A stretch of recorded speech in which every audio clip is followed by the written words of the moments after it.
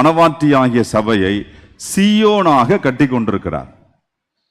இது கட்டி நிறைவு பெற்றால் கிறிஸ்துவின் வருகை நடைபெறும். கிறிஸ்துவின் வருகை என்பதெல்லாம் ஆன் டைம்ல நடைபெறும் என்பதை வேதம் பேசுகிறது. அதற்கென்று குறிக்கப்பட்ட காலம், சீயோனுக்கு தயை செய்கின்ற காலம் வந்துவிட்டது என்று அறிவிக்கப்பட்டிருக்கிறது.